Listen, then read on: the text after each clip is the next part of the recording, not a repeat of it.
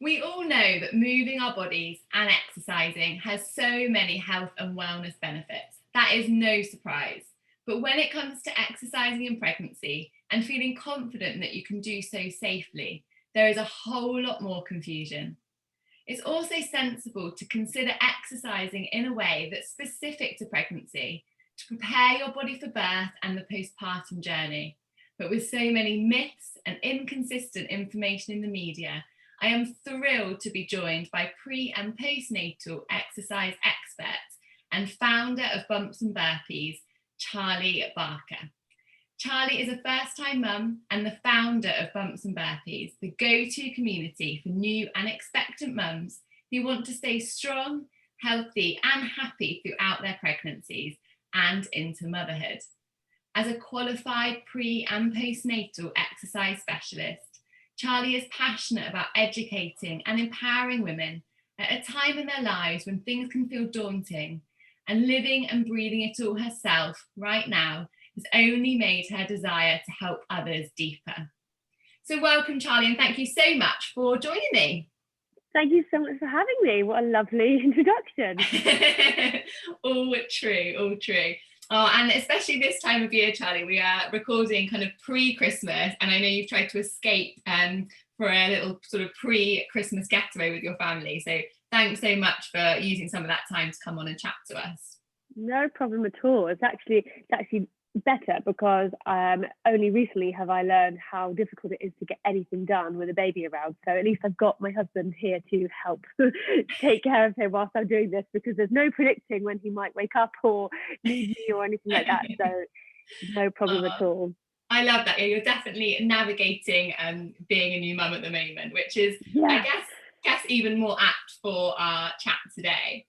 So Charlie, I just wonder, what kind of drew you to specialising in pre and postnatal exercise, and then obviously founding the amazing Bumps and Burpees that you run?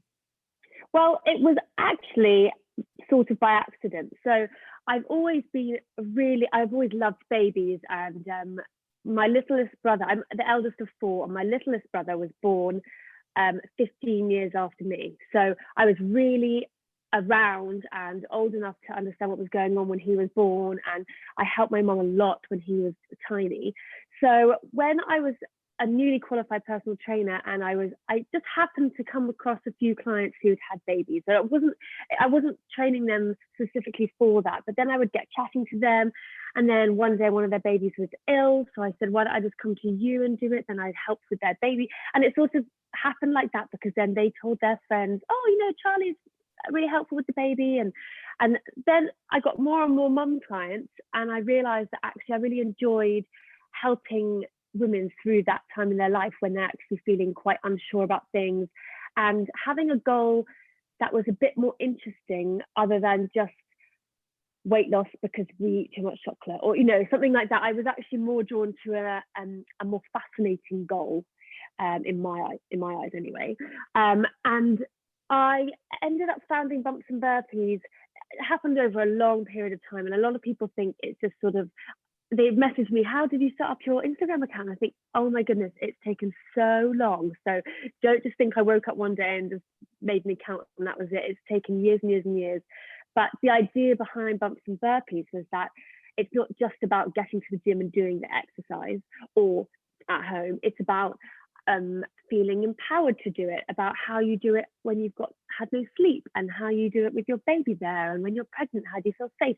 So I started Bumps and Burpees to sort of become something that would empower women to be able to do the exercise that's safe for them, not just telling them what the exercises to do, if that makes sense. I love that, and it's so important, isn't it? Because like you say, it's a really different time in your life to any other kind of goals that you might have. And actually, I think sometimes we misunderstand that actually preparing your body for birth and postpartum is a really important goal to think about. And I often think, maybe this is because I'm a runner, but I always think you wouldn't sign up for a marathon and then kind of sit on the sofa for 9 months. And I kind of think That is of pregnancy as a exactly, marathon. yeah, that's exactly what I say to women, is that if you came to me and said you were running a marathon, I wouldn't prescribe you 9 months of lying down. I Yeah. would say, right, how are we going to prepare for that goal?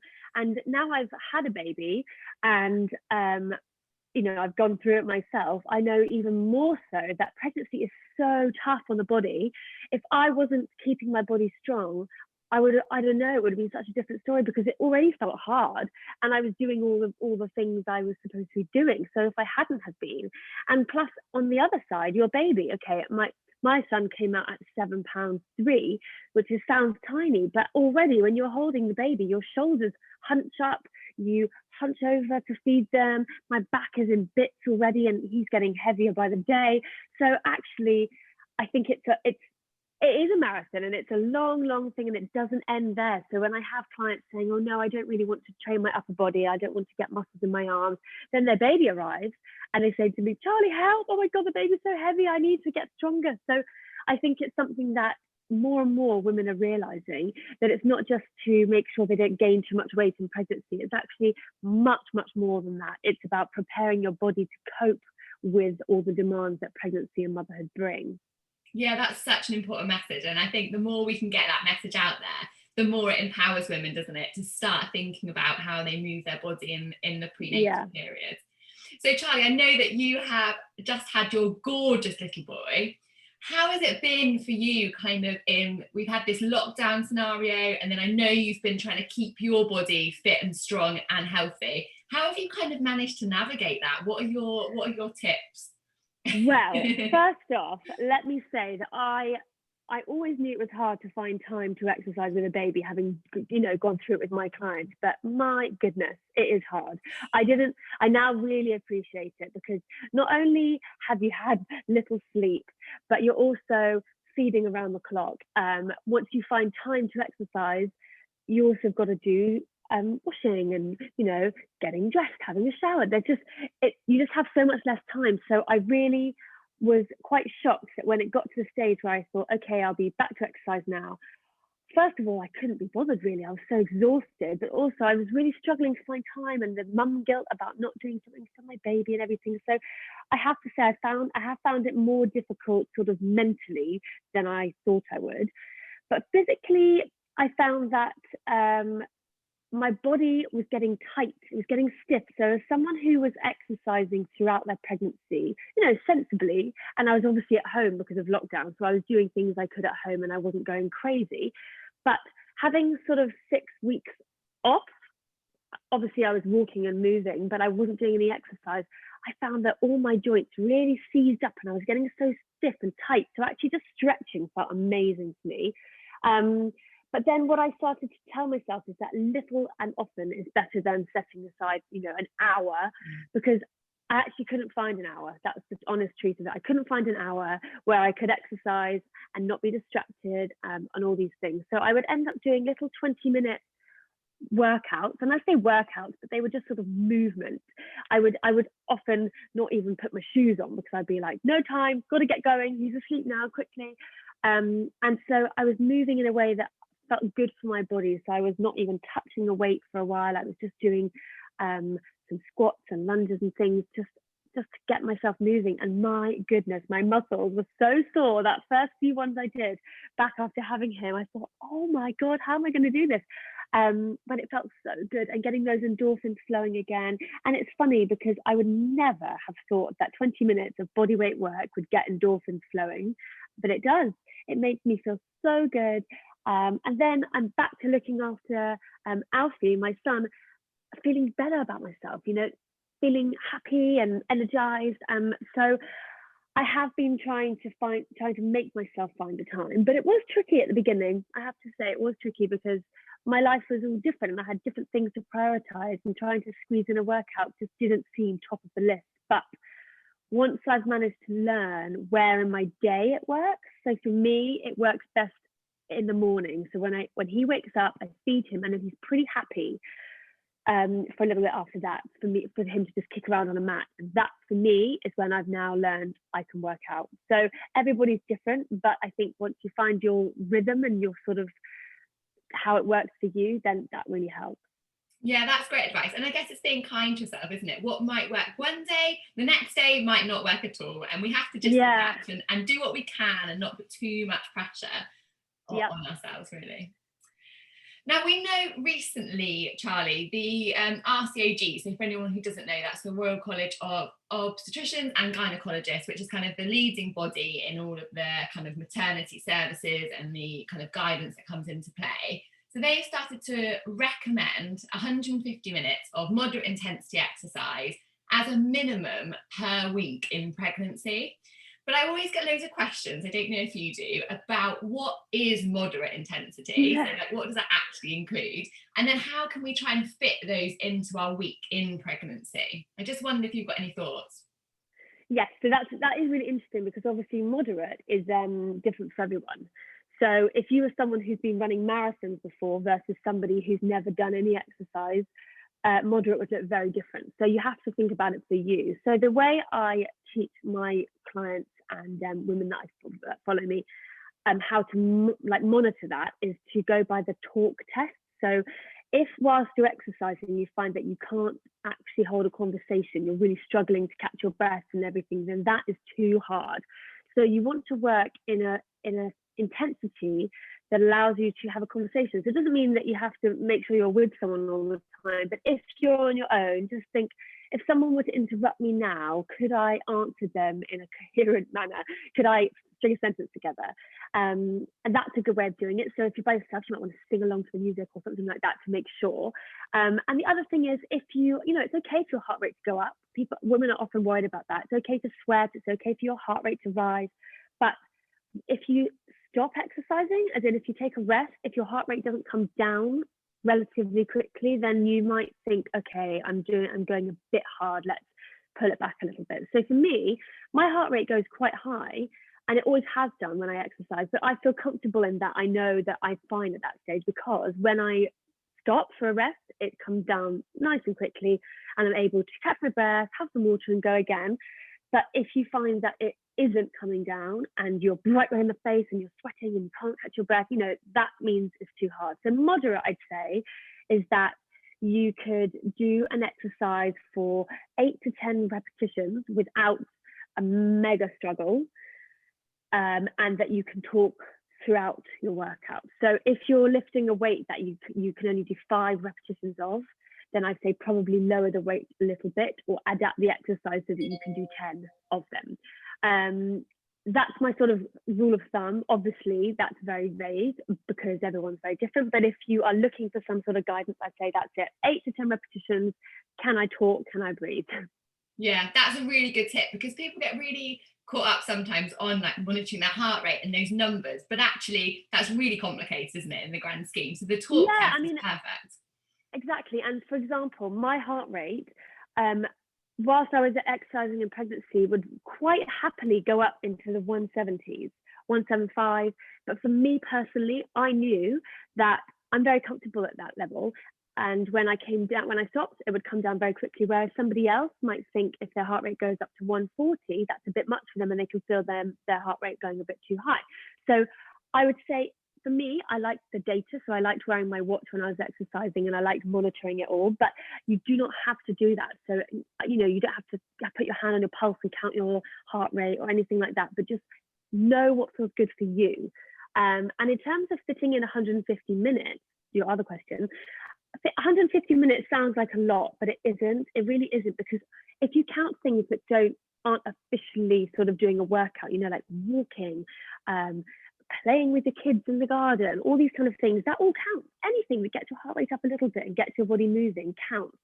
So if you're doing a few half an hour workouts at home, you might want to go for a swim, go for a dog walk, it all counts. So I wouldn't, under 150 minutes is a good guide, but don't be counting your minutes, make sure that you're just being active every day for a little bit. And actually it's so much easier than you think to get that activity in.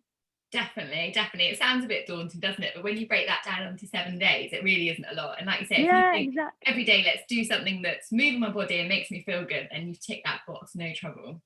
Yeah.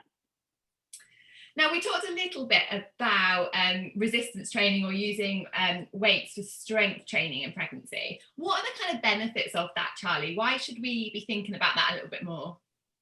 So this is something that women are doing a lot more these days, whether pregnant or not pregnant, lifting weights. And I think it's brilliant because there was a huge stigma before, whereas lifting weights is going to make you bulky and it's what men do and everything. And, that's absolutely not true. And it's great that we're sort of busting these myths. Now, in pregnancy, there's lots of things going on in your body, lots of changes, lots of hormones flying around, and lots of changes in your center of gravity because your bump is going out. Your pelvis is going to tilt forwards a little bit. You've got the hormone relaxin, which is released to help you in birth. So relaxin will increase the laxity around your joints, which is going to help you give birth because you want there to be a bit of laxity there, but it doesn't choose specific joints. So everything is a little bit more, I wouldn't say unstable, but you'd find that you might be a little bit wobbly on your ankles or your knees or your hips.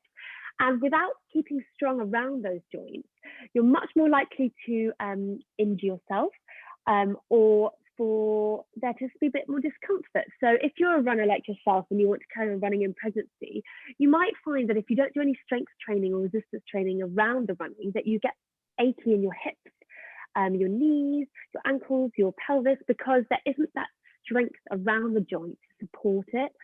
So by strength training, and that doesn't mean lifting weights, it can be body weight, it can be Pilates, it can be anything that sort of builds up and maintains strength in your muscles. We are sort of supporting those joints so that your body can cope with the changes that are coming.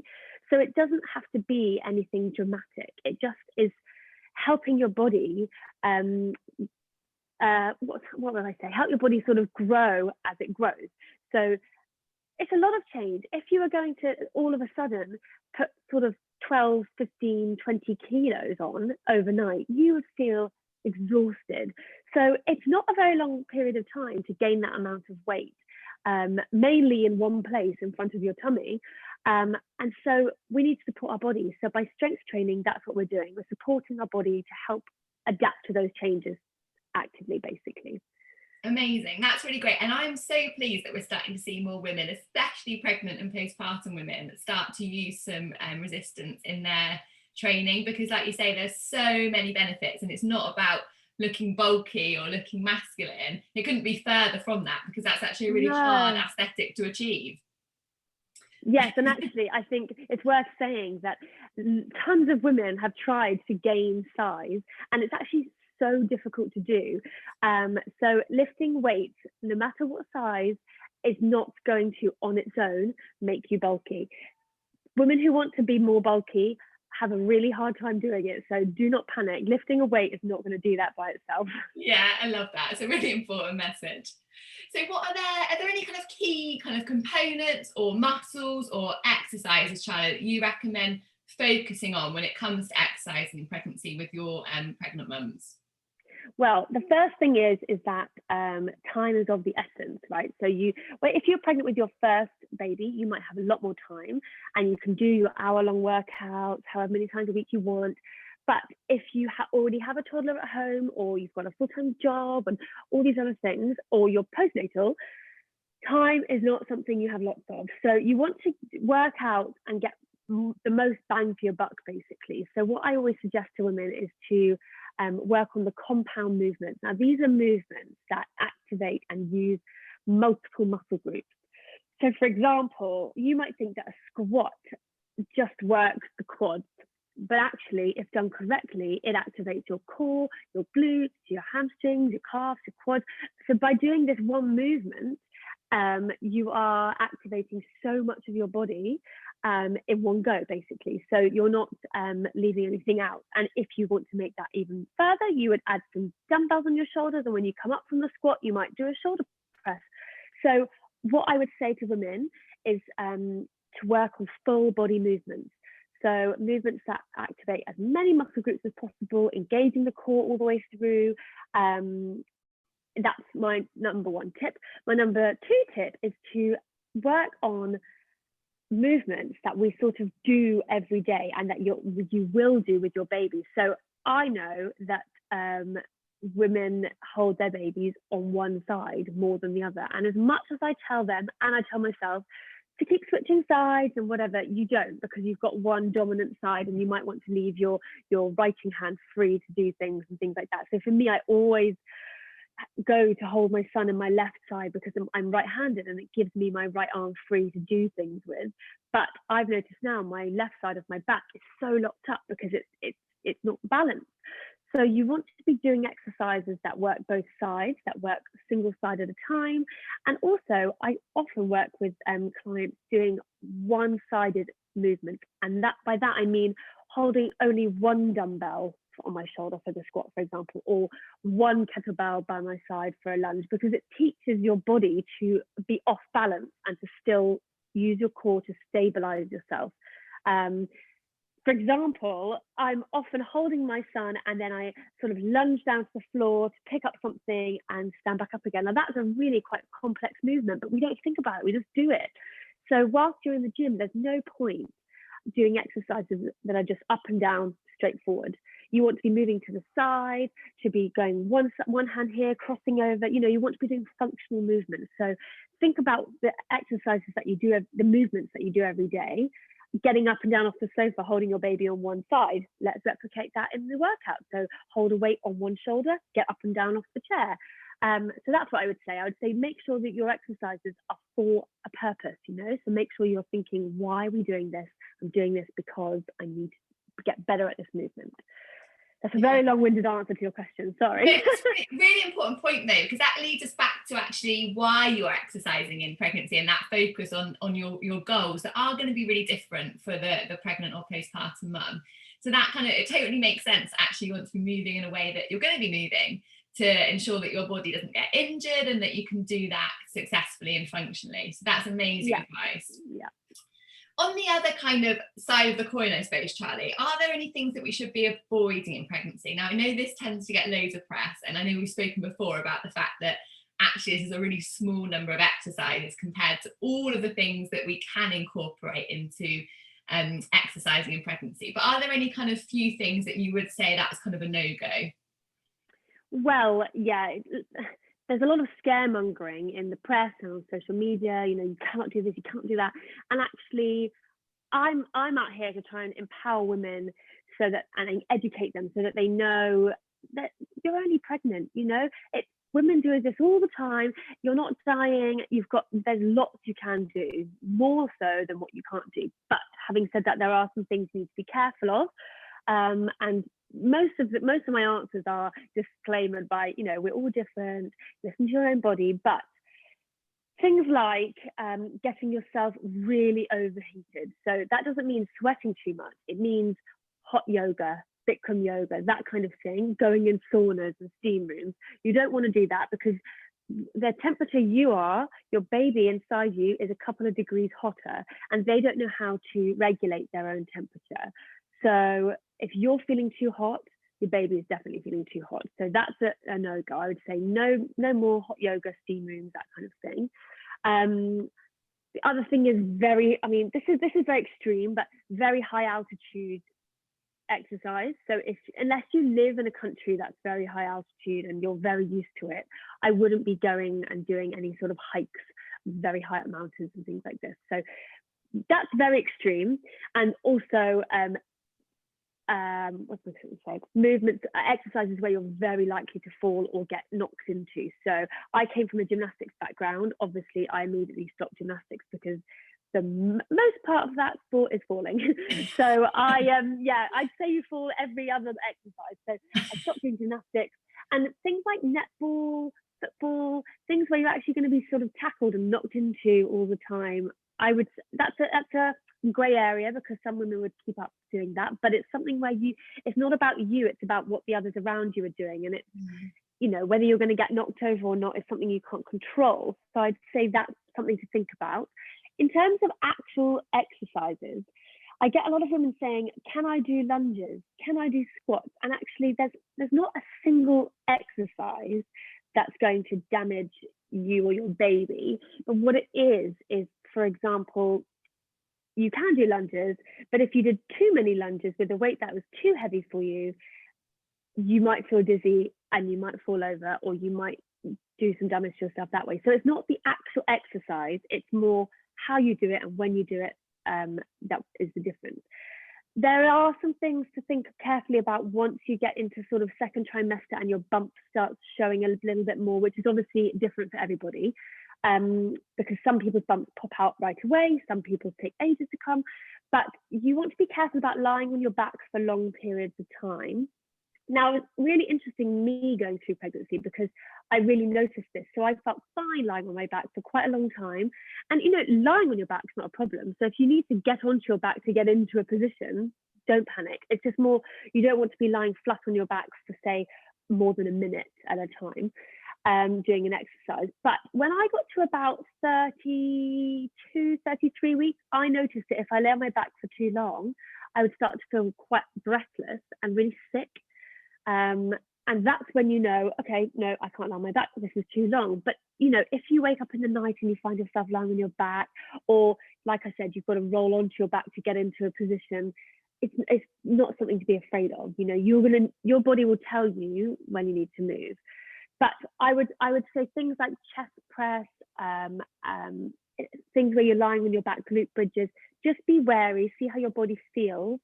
And there are other ways you can do them. So glute bridges, instead of lying on the floor, you could put your back up against a sofa or a bench and do it that way so that your back is free and you're not squishing any arteries and veins and things like that that make you feel unwell. But I would say don't be so afraid of doing an exercise, because your body will tell you if it's not right. So, you know, I'm sure we'll come on to talking about core a little bit, but it's the same as doing a plank. That's a sort of like alert exercise. Everyone always asks me, when can I do a plank? When can I stop doing planks? Your body will tell you when it's not right. So your core will start to not be able to maintain the tension and the pressure anymore. But that will be at a different stage to everybody. So it's one of these things, doing one plank is not going to cause you any damage. So you could try it, see how it feels. If it doesn't feel right, then you know. If it does, then you can give it a go a bit more. So I would say don't panic, try something. If it doesn't feel right, that's your body's sign telling you that today it's not feeling good, let's move on. But there's so much that you can do. I really just want women to remember that there is so much that you can do in pregnancy. Yeah, that's a really great point, Charlie. And I love that you say that actually your body will tell you what doesn't feel right. And that's so important, that actually a lot of these things will be self-limiting. So your body will suddenly start to feel a bit uncomfortable in the wrong way, or like lying on your back, you'll suddenly start to feel a bit short of breath, or even a little bit faint and woozy. And that's your body saying, right, it's time to change this up, let's modify it. And everything can be modified, can't it? So it's not a case of, right, that exercise needs to be passed now. Actually, it's how do we modify that movement so that you can do it comfortably. And our bodies are so clever, aren't they? They're growing humans. They can definitely tell us what exercise maybe isn't quite appropriate for us that day. Exactly. And like you say, that day, it could be that this week lunges don't feel great because my hips are a bit sore, but next week they might feel better. So it doesn't have to be like, that's it for the rest of the pregnancy, I can't do a lunge. It could be that, you know, right now it's not great, but let's try it again in a couple of days and see how it goes, or try and adapt it like you say. So your body will tell you much better than any sort of machine or book or anything. You've got to stay in tune with it, because it's very easy to ignore the signs that our body's giving us. So just listen. Definitely. And that's a good lesson just for life, isn't it? Like even outside of pregnancy or postpartum, like our bodies in life we need to listen to more, for sure. Definitely. So Charlie, can you talk to us about core then? So I think when we think of core, we all think about six-pack abs, don't we? But actually your core is so much more than that, and so many more important things than just that. Yes, I mean, your core is actually, if you think about the core of an apple, it's the whole thing. So it includes the six-pack abs, it includes our transverse abdominals, it actually includes our back and all the supporting things. So like it actually, the glutes are there to support the core, the upper back is there to support the core. It does not work just on its own, these six-pack abs. But what I would say is that your core is working when you're doing nearly every kind of movement to keep us from falling over. It works alongside our breath. And so don't think by getting pregnant, that's it, I can't do any core work. What probably sounds better is we should adapt to sort of abs exercises, you know, so you won't be doing, your traditional six-pack exercises anymore, because you can't get a six-pack in pregnancy. There's absolutely no point, because you're not going to get a six-pack. So what's the point?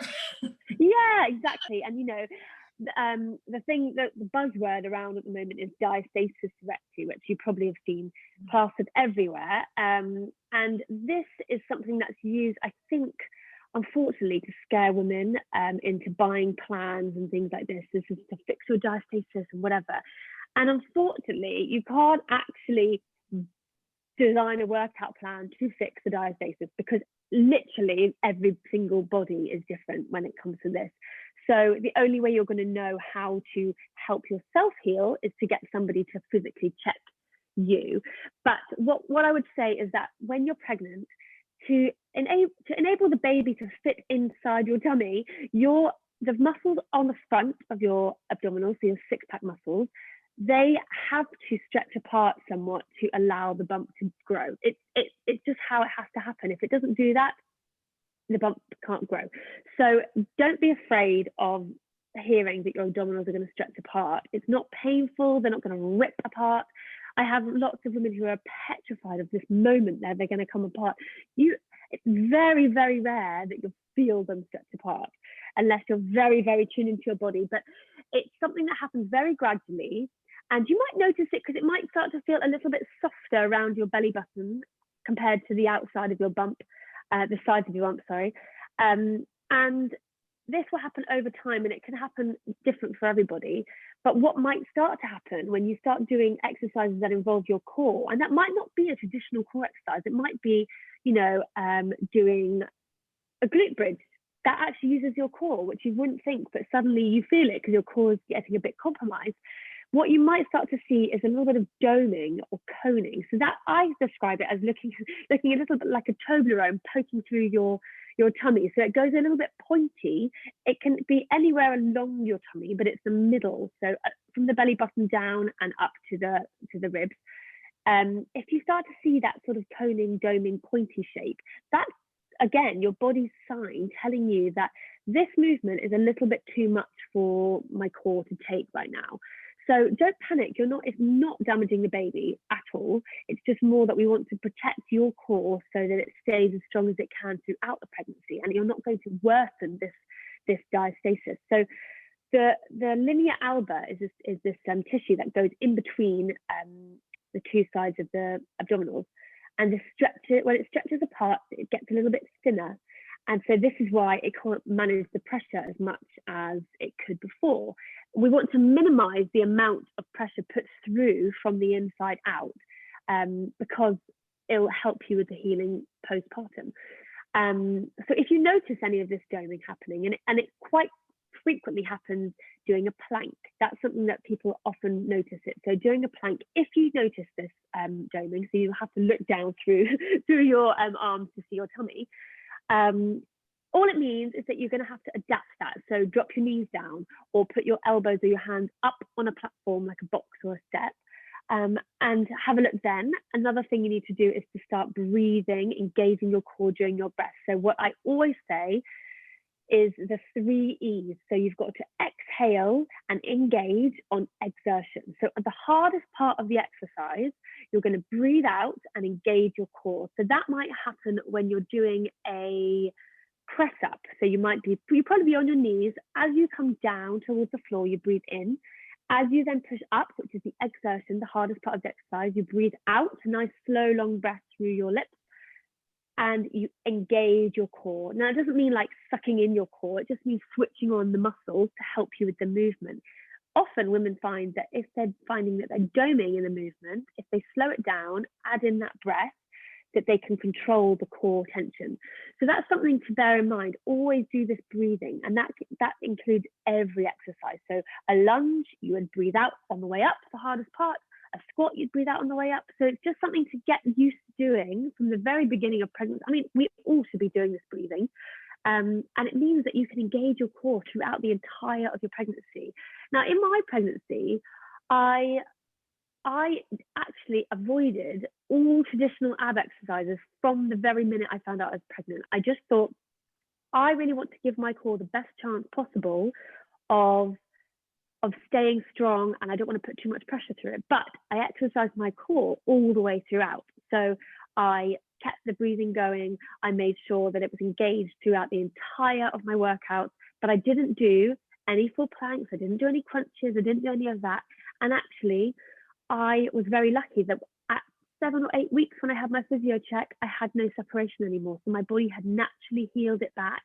And me not putting too much pressure on throughout the pregnancy helped. Obviously, genetics help and all these other things as well. But what I'm trying to get across in this long-winded answer is, don't feel like you can't work out your abdominal during pregnancy. You absolutely can, but you just need to change what you think is an abdominal exercise. You don't need to do crunches, you don't need to do long minute plank holds and things like that, but your core can be worked throughout the entire of your pregnancy, just carefully.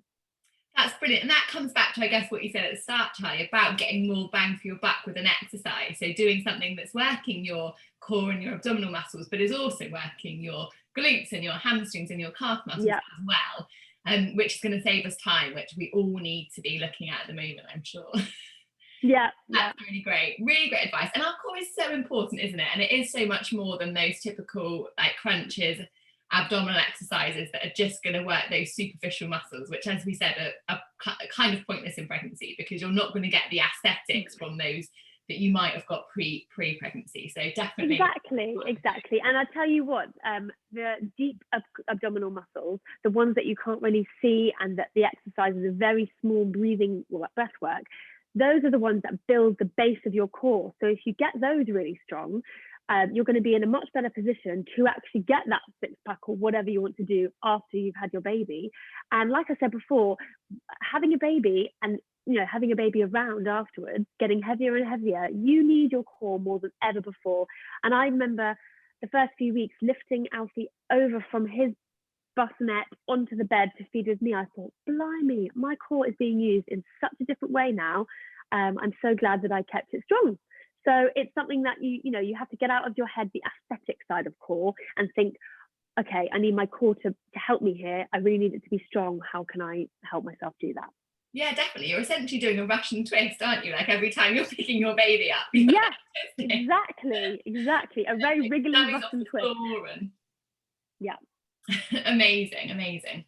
So one of the things I quite often get asked as well, Charlie, is if you haven't exercised before or sort of traditionally done any kind of exercise or physical activity, can we start in pregnancy? And my answer generally is always yes, but you're going to start from a different place to someone who hasn't. But actually, pregnancy can be a really, really good time to start moving your body, can't it? Yeah, oh my goodness. There was that old wives' tale that if you haven't done it before, you can't start it in pregnancy. And what that actually means is that if you haven't lifted 100-kilo deadlift before, that's not something to aim for in pregnancy. But it doesn't mean that you can't start going to the gym or you can't start lifting some weights, because actually, of course you can. But like you said, you're going to be starting in a very different place from someone that has. And I would say that it's such a shame if women think, oh, I have to just do nothing because that's what I've always done.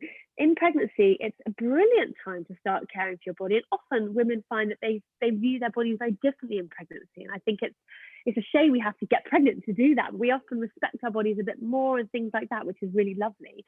But what I would say, if you haven't done any exercise before, don't just go in willy-nilly to any old class and just give it a go. I would get some advice. I would go to a class that's for beginners. I would tell the instructor that you're pregnant. I would tell them that it's your first time, all these different things to make sure that you're not going to go in there, do something to injure yourself and then put yourself backwards. And, you want to be able to ease in slowly. Don't jump in at the deep end, but definitely don't do nothing. If you want to do some exercise, this is brilliant. So go and ask for some advice.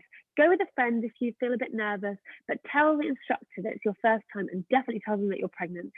So they can give you the right advice and help you out, maybe give you a bit of an extra helping hand in the class.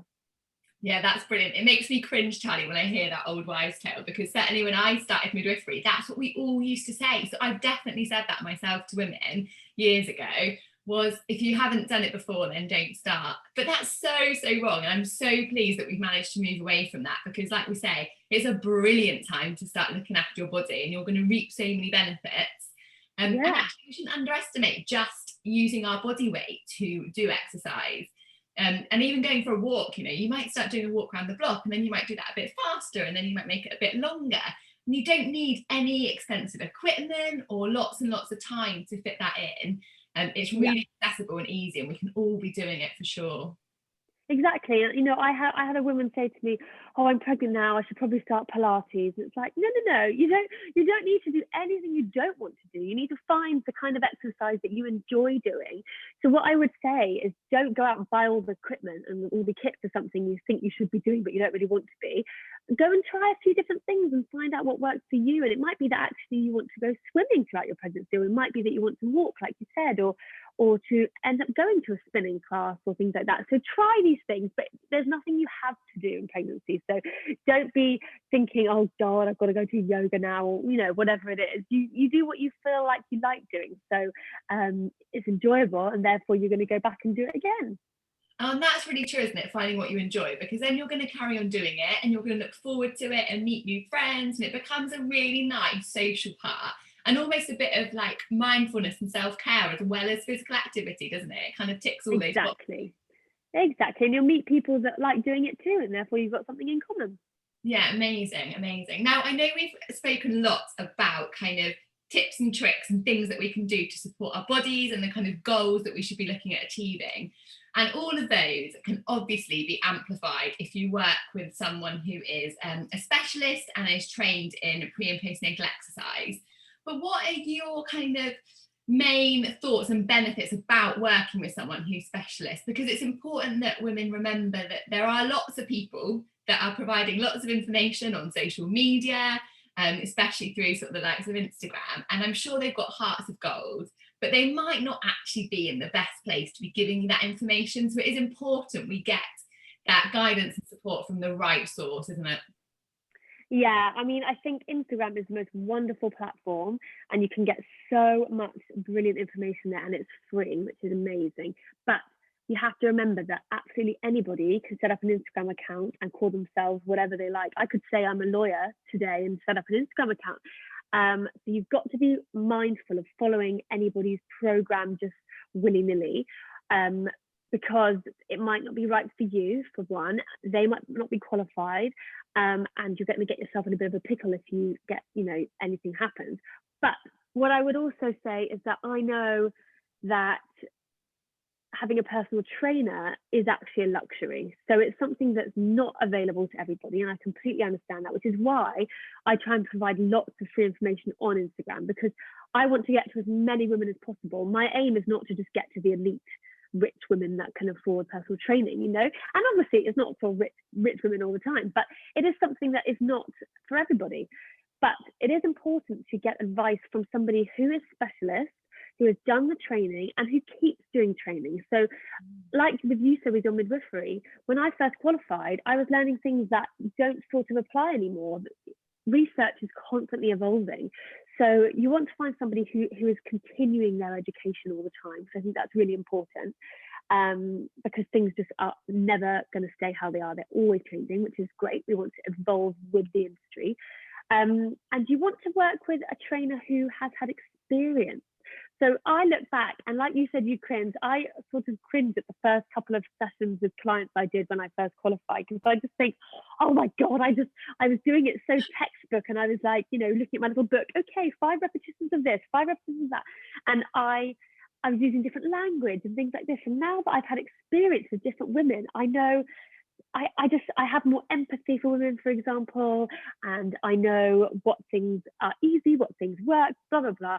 So experiences for me is such an important thing, because you can learn as many things as you like from a book, but you're never going to learn how it truly plays out unless you do it yourself. So a lot of women that I know and I've seen through Instagram have got qualified as personal trainers purely so they can post videos and not get any backlash. Now, I think that's a real shame, because it means that it's putting the people like myself who spend a lot of time and money trying to be the best personal trainer and the best specialist that they can, it puts them down a little bit because you've got people just qualifying so they can tick a box.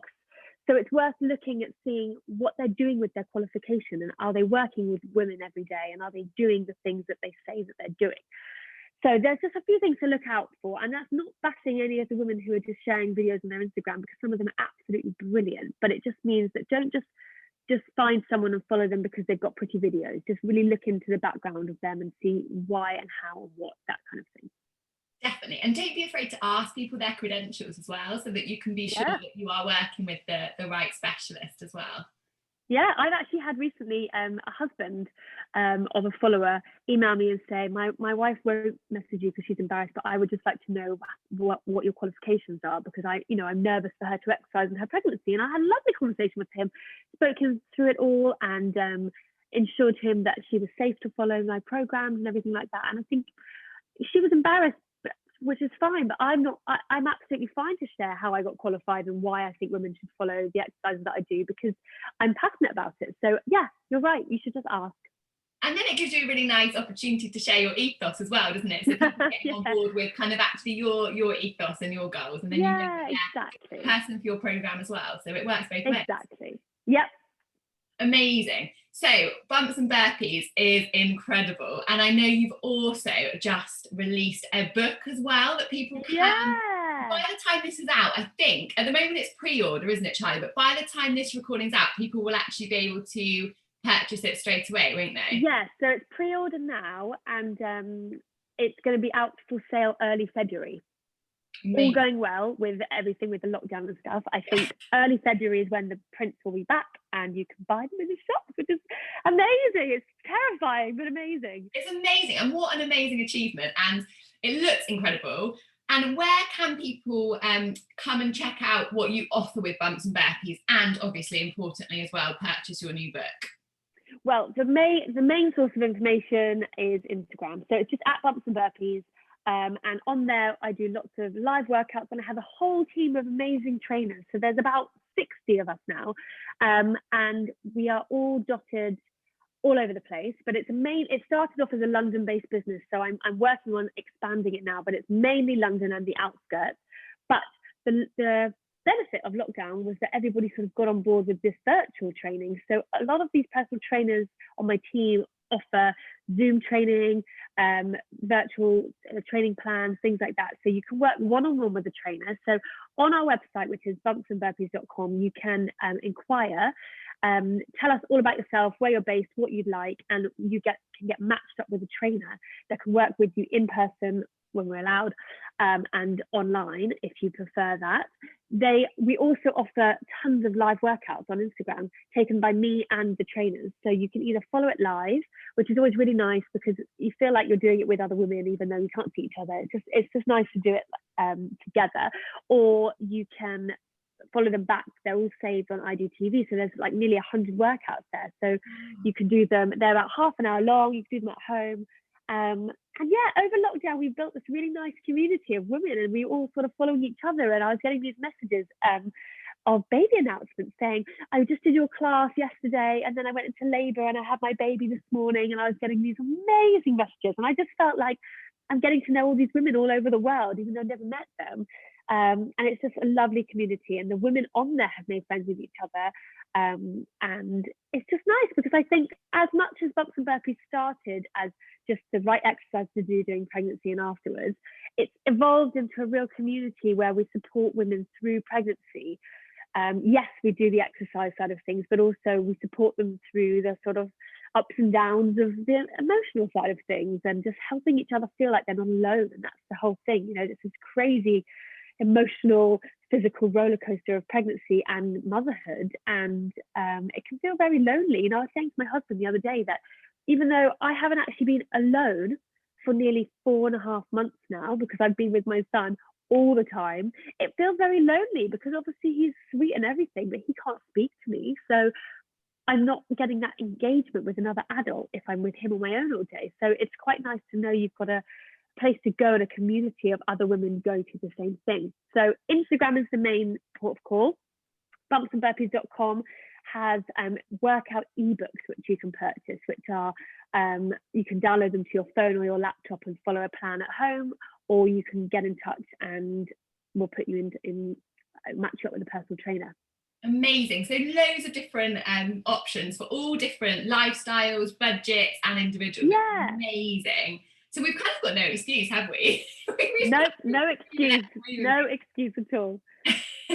Amazing. Thank you, Charlie. And I will link in the bio of this episode. You can find all of Charlie's links to her website, Instagram, and also for purchasing her book as well. Now, Charlie, everyone that comes on, I always ask for 3 top tips. So I wonder if you could share your top tips to expectant mums who want to either get active or keep active during their pregnancy. And apologies for throwing you on the spot with this. No, it's fine. It's fine. It's good to be thrown on the spot. I think my number one, and these things have actually changed now that I've gone through it myself a little bit, because I've now experienced the exact same thing my clients do. So I think my number one tip would be not to compare yourself to anybody. This affects everyone in life anyway, but more so in pregnancy and in motherhood. I think Instagram, like I said, is wonderful, but you can, with a click of a finger, you can see someone else's baby is sleeping through the night, someone else has done a workout today, someone else has done this, and it's really hard not to compare. But you are going through your own journey. So if you want to do a workout at 6 p.m. and only be 10 minutes long, that's fine. It doesn't matter if someone else is doing a workout at 9 a.m. and it's an hour long. So I'd say don't compare yourself. You're on your own journey. You can use Instagram to inspire yourself and to be supported and empowered, but don't feel like you need to compare yourself to anybody else, because even if you had a twin sister who's identical to you, you'd still be going through a different journey. So you need to work on your own journey and don't compare. And that's my number one tip. My number 2 tip is to be kind and patient with yourself. So you might have a plan that, okay, Monday I'm going to train at this time and I'm going to do this and I'm going to eat a salad and I'm going to be really healthy. But that morning you might wake up and you might have morning sickness, or you might feel exhausted because you didn't sleep well. So you might have to change your plans a bit. You might have to not do a workout, or do a shorter workout, or change it, or eat some pasta for lunch instead of a salad. And I'd say be kind to yourself, because it doesn't matter. That day is not going to change anything. And actually, maybe the reason you're feeling so exhausted is because your baby is doing a lot of growing and it needs some extra carbs and it needs the energy and the rest. So listen to your body, be patient, don't give yourself a hard time. Now is not the time to be pushing yourself through any horrendous regimes. So listen to your body and be kind. That's my number 2. I'm giving 3, aren't I? Yeah, give us 3. Okay, my 3rd tip would be, well, it sounds silly, but just to go with it. So pregnancy is bloody hard. Let me tell you, it's amazing, but it's hard. So if you're having an emotional day, have an emotional day. You can yell at your husband. You're allowed. You're pregnant. It's fine. You can do that. And I would say, if you want to work out, then work out. If you don't, then don't. There's plenty of women who think they're going to be in the gym Monday to Friday, working out all the way through pregnancy, and they can't because they feel sick or they're too tired or whatever. And they're still fine. So as much as my book and my website and my Instagram is all about working out in pregnancy, it's also about saying that it's okay if you can't or you don't want to. I certainly did not exercise every day in my pregnancy. I just did what I fancied doing at the time. So I would say go with the flow. Pregnancy is going to throw you a lot of curveballs, and there's no way of controlling it. So, and when the baby comes, there's no way of controlling what the baby does. So it's good to get in the practice now, and just allowing it to happen. So when you can exercise, fabulous. Do what you feel good doing. If you can't, that's okay. So that's my motto, is that it's okay. It doesn't matter. Tomorrow's a new day, or today's the best day. Go with it.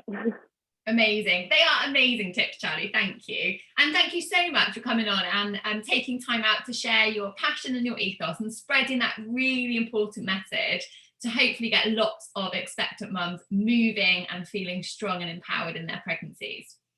You're very welcome. I'm so glad to share it, because as you can tell, I can talk for Britain about it, because I just really want women to feel like they're strong mentally and physically, because they are, like, they're growing a baby. It's the most amazing thing, and it never fails to astound me how brilliant the female body is. So I just want women to feel amazing. Absolutely, and reap all of those important benefits that exercise can bring us. So thank you so much, Charlie, for your time and sharing all your specialist knowledge with us. And I'd highly recommend to everyone listening to go and check out Bumps and Burpees and all of Charlie's awesome workouts. Thank you so much for having me on. Oh, take care. Bye. Bye.